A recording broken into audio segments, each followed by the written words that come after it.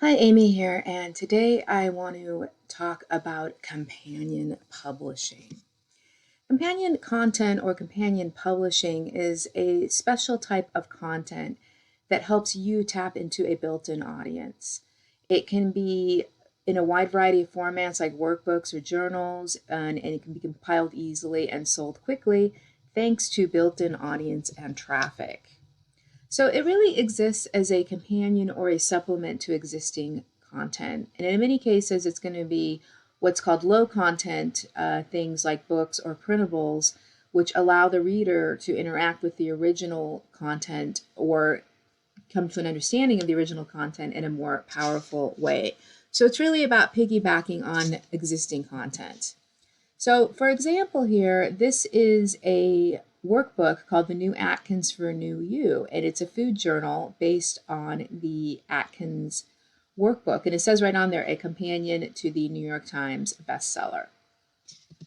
This is another one that's not a companion to a specific product, but it's a tarot journal. So it basically acts as a companion to tarot cards and tarot studies and things like that.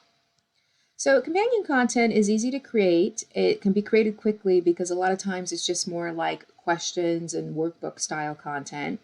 It has a built-in audience and can often generate immediate traffic. It can also be used to create a series. So you could create, companion content for a variety of different things in a series. Another way that you can leverage companion content is capitalize on popular products. So for example, Alice's Adventures in Wonderland is in the public domain. And what they've done here is they've put together handwriting practice based on this particular book or subject. And so people who are interested in Alice may take a look at this because they already have that built-in topic there. So companion books often provide things like action steps, questions, prompts, tips, ideas, and inspiration. So you're not necessarily going to be completing a huge amount of content. What you're doing is you're helping the person who's reviewing or going through original content, helping them get more out of it by asking questions, by extracting the most important parts of it, and so forth. So there are three very popular types of companion content. If you want to get started with this, there are workbooks, planners, and journals.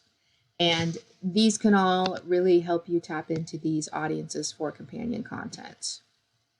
So you can see here, these are a motivated thing where you can look at losing weight, and then here's a checklist, and then creating habits, creating popular habits or successful habits.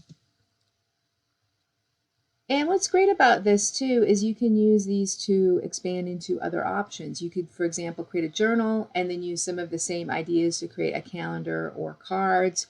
You can make a workbook and publish flashcards to go with it. You could do a planner and then have additional journaling and planner materials. So there's a lot of expansion options with this type of content as well. So if you'd like to learn more about publishing companion types of content, I suggest you check out my Companion Publishing Profits. I share how to take advantage of built-in traffic and a built-in audience, how you can get started with this quickly, and how you can find and put together this type of content quick and easy.